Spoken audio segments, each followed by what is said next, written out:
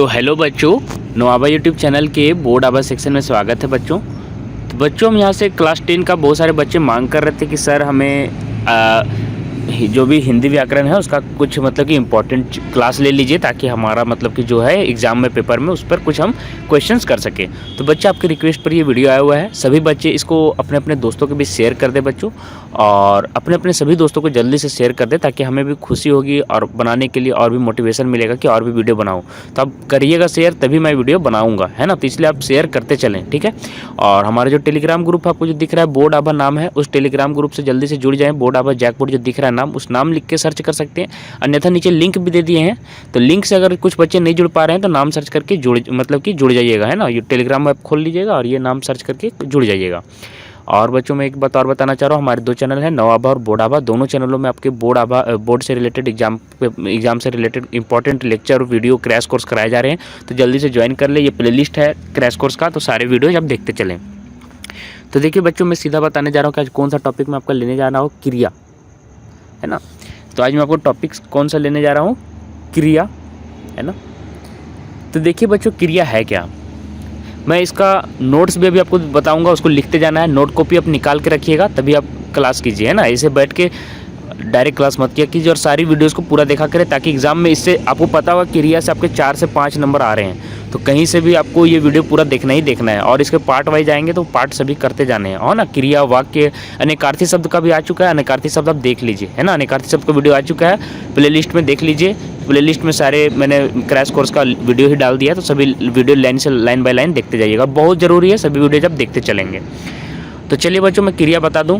देखिए बच्चों, क्रिया का सबसे बच्चे आप लोग क्या जानते हैं कि क्रिया के अंत में क्या लगा हुआ था, ना। जैसे जाना, है ना, जाना, देख रहे हैं आप, हंसना, ये सारी क्या है, क्रियाएं हैं जिसके अंत में ना लगा हुआ रहता है। देखिए यहाँ ना लगा हुआ है, यहाँ ना लगा हुआ है, और भी बहुत सारे आप बोल सकते हैं। जैसे आप बोल सकते हैं पीटना, खोना। मैं सीधे जानकारी पूरा डिटेल में देना चाह रहा हूँ। तो ना जहाँ लगा हुआ रहता है उसी ही साधारण रूप में हम लोग क्रिया बोल देते हैं। लेकिन बच्चों ये पूरा इसका डेफिनेशन परिभाषा नहीं हुआ।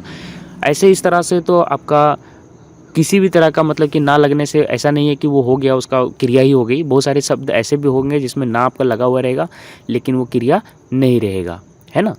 वो क्रिया का रूप नहीं है। जैसे कि आप कुछ भी ले सकते हैं, जैसे आप लिख सकते हैं हरजाना भरते हैं आप लोग किसी भी चीज़ का, तो यहाँ पे भी ना लगा हुआ है, लेकिन ना लगा हुआ है, लेकिन ये है नहीं, ये क्रिया नहीं है। उसी प्रकार खजाना भी हो सकता है ना। और इस तरह के वाक्य आप बहुत सारे शब्द मिल जाएंगे जिसमें ना लास्ट में लगा हुआ है, लेकिन वो क्रिया नहीं है। तो चलिए बच्चों, मैं आपको फिर ये बताने वाला हूँ कि क्रिया का पूरा डेफिनेशन क्या है, पूरे अच्छे से समझिएगा, है ना, और उसको नोट करते चलिएगा। तो देखिए यहाँ से बच्चों मैं यहाँ पे बताने जा रहा हूँ, तो आप इसको नोट कर लीजिएगा। और ध्यान दीजिएगा बच्चों कि आपको परिभाषा से भी पूछा जा सकता है, डायरेक्ट आ सकता है कि क्रिया की परिभाषा दें और उनके भेदों का वर्णन करें, और इस आधार पर आपको 3 से 4 नंबर के पूछे जा सकते हैं। तो देखिए मैंने यहाँ क्रिया की परिभाषा लिख दिया, आप अपनी नोट कॉपी में नोट कर लें। वाक्यों में प्रयुक्त जिन शब्दों से किसी कार्य के होने, करने, कराने या किसी व्यक्ति की स्थिति और दशा का पता चलता है बच्चों, उसे क्रिया कहते हैं, है ना, उसे क्रिया कहते हैं। तो यहाँ से आपको ये मिल गया है, तो इसको आप नोट कर लीजिए। ऐसा नहीं है कि सिर्फ मतलब कि मैं बता रहा हूँ तो आप इसको सिर्फ देखते चलें, नोट करते जाएं, है ना, और पूरी वीडियो देखा करें। तो निम्नलिखित वाक्यों को ध्यान से देखिए बच्चों। मथुरा जो है यमुना नदी के तट पर स्थित है ना, ठीक है। और फिर क्या दिया हुआ है, वह दोनों इस विद्यालय में पढ़ते हैं। अर्जुन ने कुश्ती में स्वर्ण पदक जीता है, वह 8 बजे चला गया। तो देखिए बच्चों, सिर्फ किसी वाक्य में सिर्फ कार्य होने का बोध नहीं होना चाहिए। बहुत प्रकार की क्रिया होती है जिसमें सिर्फ आपका क्या हो, स्थिति का भी और दशा का भी पता चले। ऐसा नहीं है कि सिर्फ किसी कार्य के होने से ही वो क्रिया होते हैं। किसी सेंटेंस ऐसा रहेगा, वाक्य ऐसा रहेगा जिसमें आपको स्थिति और दशा का पता चलेगा। जैसे देखिए इन सभी वाक्यों में हम चलिए क्रिया को पकड़ते हैं। तो देखिए बच्चों, यहाँ पे पढ़ते हो गया आपका सीधा, है ना, जिस तरह का होना चाहिए कार्य होने का बोध, है ना। चला गया, यहाँ पे भी देखिए सीधा है, लेकिन कुछ में स्थिति और दशा का पता चला। जैसे स्वर्ण पदक जीता है, जीता, है ना। और स्थित है, ये तो स्थिति को बता रहा है ना, दशा को बता रहा है कि ये यमुना नदी के तट पर स्थित है। 3 वाक्यों में आप देख पा रहे होंगे कि कैसे क्रिया पकड़ना है। मैंने यहाँ पे अंडरलाइन कर दिया है, आपको वाक्य में क्रिया आता है अलग करना है, तो इसी प्रकार आप कर लीजिएगा।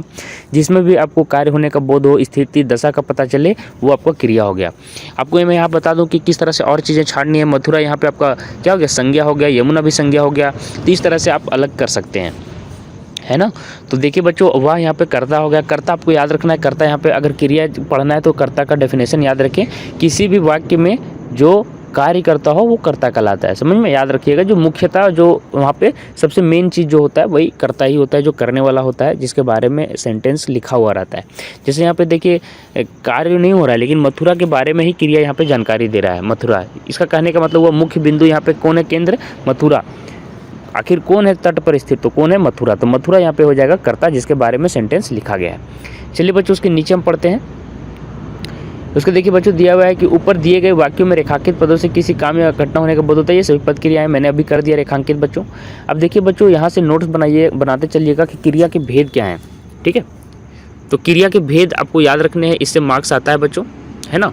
तो क्रिया के भेद यहाँ पे 2 आधार पर किए गए हैं, है ना। एक कर्म के आधार पर क्रिया भेद है और प्रयोग एवं रचना, है ना, प्रयोग रचना एवं आधार पर क्रिया भेद है।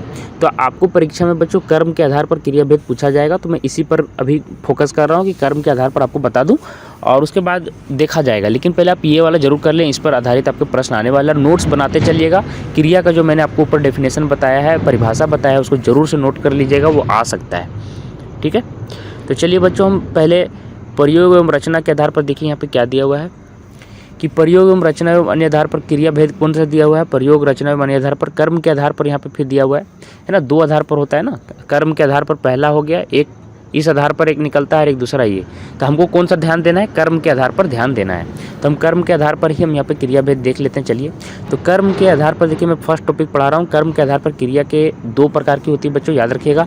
और सबसे इंपॉर्टेंट है ये डबल स्टार वाला क्लास है बच्चों, मैं बता दे रहा हूँ, ये क्लास मत मिस किया कीजिएगा। बहुत स्टार मतलब होता है इंपॉर्टेंट, डबल स्टार मतलब होता है बहुत बहुत इंपॉर्टेंट। ये सारी वीडियोज आप नहीं मिस कीजिए, बहुत ज़्यादा आपको घाटा होने वाला है। सारी चीज़ें करते चले, आपके लिए बहुत ही बहुमूल्य क्लास में ले रहा हूँ समय निकाल के। तो देखिए बच्चों, यहाँ पे मैं बता दूं कि कर्म के आधार पर 2 भेद होते हैं, याद रखिएगा, अकर्मक क्रिया और सकर्मक क्रिया। अब दोनों में डेफिनेशन कैसे याद रखिएगा, चलिए मैं बता देता हूं। दोनों के डेफिनेशन भी पूछा जा सकता है कि सकर्मक क्रिया अकर्मक क्रिया किसे कहते हैं, दोनों के उदाहरण सहित मतलब विवेचना करें। तो कैसे कीजिएगा, अकर्मक देखिए बच्चों, यहाँ पे इसको तोड़िए, कैसे तोड़ते हैं देखिए। अकर्मक में क्या लिखा हुआ है, देखिए ध्यान से, यहाँ पे मैं लिख के बता रहा हूँ। अकर्मक यहाँ पे आपको लिखा हुआ है अकर्मक, और एक चीज़ क्या लिखा हुआ है, सकर्मक। देखिए ध्यान से, सकर्मक। तो देखिए बच्चों, दोनों में कर्मक कर्मक लगा हुआ है, लेकिन सकर्मक मतलब कर्म के साथ, आप ऐसे याद रख सकते हैं। सकर्मक मतलब कर्म के साथ, और अकर्मक मतलब जो कर्म के साथ नहीं है। आपको भी पता होगा, सा से सकर्मक और आ से अकर्मक, जो कर्म के साथ हो सकर्मक, जो कर्म के साथ नहीं हो अकर्मक। इस तरह से आपको याद रखना है। चलिए अब इसका हम डेफिनेशन पढ़ लेते हैं बच्चों, ठीक है। यहाँ पे देखिए क्या दिया हुआ है कि कर्म के आधार पर क्रिया के भेद, कर्म के आधार पर क्रिया 2 प्रकार की होती है, सकर्मक क्रिया अकर्मक क्रिया, ये मैंने आपको बता दिया। अब इसके नीचे पढ़ते हैं बच्चों। देखिए अकर्मक क्रिया का यहाँ पर डेफिनेशन दिया हुआ है बच्चों, सीधा आप याद रखिएगा कि इसमें, है ना, कर्म का जो फल होता है, कर्ता के कर्म का फल कहाँ पे पड़ता है, कर्ता के क्रिया का फल जो पड़ता है वो कहाँ पड़ता है, कर्ता के क्रिया का फल कर्ता तक ही सीमित रहता है। देखिए यहाँ पे क्या लिखा हुआ है, वाक्य में प्रयुक्त जिस क्रिया का कर्म नहीं होता है, जिसमें कर्म होता ही नहीं है बच्चों, है ना, और कर्ता तक ही सीमित होता है, ठीक है, याद रखिएगा। तो आप ऐसे भी लिख सकते हैं कि जहाँ पे क्रिया का फल किस में पड़ता हो, कर्ता पे पड़ता हो। इसका साधारण डेफिनेशन ऐसे भी लिख सकते हैं कि जिस वाक्य में क्रिया का फल कर्ता में पड़ता हो। आप ये भी लाइन लिख लीजिएगा और में करके कि जिस वाक्य में क्रिया का फल कर्ता में पड़ता हो उसे अकर्मक क्रिया कहते हैं, लिख लिए। तो देखिए बच्चों, यहाँ पे आपको अकर्मक क्रिया रहेगा जहाँ पे आपको क्रिया वाक्य में जो रहेगा आपको कर्म नहीं रहेगा। तो चलिए हम यहाँ दिखाते हैं कर्म किसको कहते हैं बच्चों। सिर्फ आपको देखिए बच्चों, सकर्मक और अकर्मक क्रिया में करना क्या है, आपको डेफिनेशन जरूर लिख लेना है। ये डेफिनेशन आपको आने वाला उदाहरण सहित आपको आएगा, तो ये उदाहरण भी आपको देना है। तो शिवांगी दौड़ रही है, प्रकाश हंस रहा है, बच्चे सो रहे हैं, निशा रो रही है, ये सारे क्या है, अकर्मक क्रिया के उदाहरण है। यहाँ देखिए सिर्फ 2 ही चीज़ आपको मिलेगा, क्या मिलेगा, कर्ता और यहाँ पे क्रिया दिया हुआ है और कर्म यहाँ पे आपका मिसिंग कर रहा है, मतलब मिस कर गया है। शिवांगी यहाँ पे कर्ता हो गया बच्चों, दौड़ रही हो गया क्या आपका क्रिया हो गया। प्रकाश आपका कर्ता हो गया करने वाला, और हंस रहा है ये हो गया क्रिया। बच्चे और सो रहे हैं ये सभी आपको पता होंगे अकर्मक क्रिया है। आपको देखिए बच्चों प्रश्न इस प्रकार से भी आ सकता है। मैं बताना चाह रहा था कि सेंटेंस में आपको छांटना आएगा कि ये सेंटेंस जो दिख रहा है मतलब वाक्य, ये सकर्मक क्रिया इसमें है कि अकर्मक क्रिया। तो आपको इस तरह का छांटना होगा। एक चीज़ सीधा दिया हुआ रहेगा आपको वाक्य, मतलब कि शब्द जैसे दिया हुआ रहेगा दौड़ना जो क्रिया है ये सकर्मक क्रिया अकर्मक क्रिया, इस तरह का भी प्रश्न आपका आ सकता है। तो उस तरह के लिए आप पूरी वीडियोज़ को देखा करें, नहीं तो वो वाला मिस हो जाएगा आपसे। तो देखिए बच्चों ये सारे सकर्मक क्रिया अकर्मक क्रिया में आपको ये अकर्मक क्रिया के उदाहरण हो गए। अब चलिए मैं एक बार यहाँ पे आपको बता दूं कि इन वाक्यों में मैंने आपको भी बता दिया दौड़ना, हंसना, सोना तथा रोना फल कर्ता तक ही सीमित है, इसमें कर्म नहीं आता, ये सकर्मक अकर्मक क्रियाएँ हैं। ठीक है, अब देखिए बच्चों यहाँ पे अकर्मक क्रिया के दो भेद बताए गए हैं, है ना। अकर्मक क्रिया दो प्रकार की होती है, इसके बारे में हम बाद में पढ़ेंगे। इससे पहले हम सकर्मक क्रिया पढ़ लेते हैं, उसके बाद आप अकर्मक क्रिया का भेद पढ़िएगा बाद में, उससे ज़्यादा जरूरी वो है, लेकिन ये भी पढ़ लेंगे लास्ट में। चलिए बच्चों, तो देखिए बच्चों यहाँ से सकर्मक क्रिया के बारे में बता देते हैं। तो जिस क्रिया का फल कर्ता के बजाय कर्म पर पड़ता है, देखिए यहाँ पे याद रखिएगा मैंने ये बात बताया कि जिस वाक्य में क्रिया का फल कर्म पर पड़ता है, आप सीधा लिख सकते हैं, उसे सकर्मक क्रिया कहते हैं। इसमें कर्म होना जरूरी है बच्चों। देखिए उदाहरण में क्या दीजिएगा, लड़कों ने आम खाए, नेताओं ने भाषण दिए, हमने एक सांप देखा। तो यहाँ पे कर्म आपको कौन कौन है बच्चों मैं बता दूं। लड़कों ने खाए, क्या खाए बच्चों, आम खाए, क्या खाए, आम खाए, तो आम यहाँ पे कर्म हो गया। नेताओं ने भाषण दिए, क्या दिए, भाषण दिए, तो भाषण आपका क्या हो गया बच्चों, कर्म हो गया। हमने एक सांप देखा, क्या देखा, एक सांप, तो सांप आपका क्या हो गया बच्चों, कर्म हो गया। तो इस प्रकार से आपको कर्म यहाँ पे छांटना है बच्चों। देखिए यहाँ पे लिख भी दिया गया है कि इन वाक्यों में आम, भाषण, सांप कर्म है जिन पर खाना देना और देखना क्रियाओं का फल पड़ रहा है। सकर्मक क्रिया के भेद, सकर्मक क्रिया के 3 उपभेद हैं, ये सारी चीज़ें बाद में पढ़ेंगे, लेकिन यहाँ तक आपको समझ में आ जाना चाहिए। ठीक है, तो यहाँ से आपको समझ में आ गया होगा बच्चों की सकर्मक क्रिया और अकर्मक क्रिया का डेफिनेशन, परिभाषा क्या होगा और उसका उदाहरण क्या होगा। अब यहाँ से हम दोनों के भेद, दोनों में अंतर करने सिखाएंगे आपको। पहले कि सकर्मक क्रिया और अकर्मक क्रिया में आपको अंतर करना रहेगा कि कौन सकर्मक क्रिया और अकर्मक क्रिया, और उसके बाद फिर हम इनके भेदों पर बात करेंगे, और उसके बाद हम कौन सा सेंटेंस सकर्मक अकर्मक क्रिया उसकी प्रैक्टिस करवा देंगे आपको।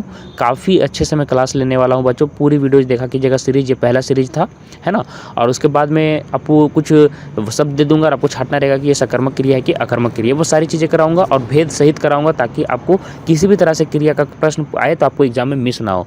तो आज का वीडियो मैं यहीं तक रखता हूं बच्चों। आपको सकर्मक क्रिया अकर्मक क्रिया तक नोट्स बना के रखना है, आपको क्रिया का परिभाषा लिख के रखना है। ये परीक्षा की दृष्टि से बहुत महत्वपूर्ण है, मैं बार बार बता दे रहा हूँ, है ना।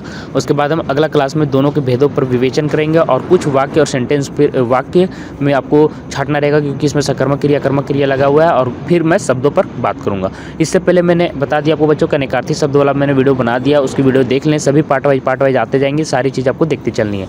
तो आशा करता हूँ बच्चों की वीडियो पसंद आया, आप अपने दोस्तों के बीच शेयर करें। जितने बच्चे इसे देखते जाएंगे हमें उतना मनोबल बनेगा और मैं उतना वीडियो बनाते जाऊँगा। तो आप अपने दोस्तों के बीच शेयर करते चलेंगे, ठीक है।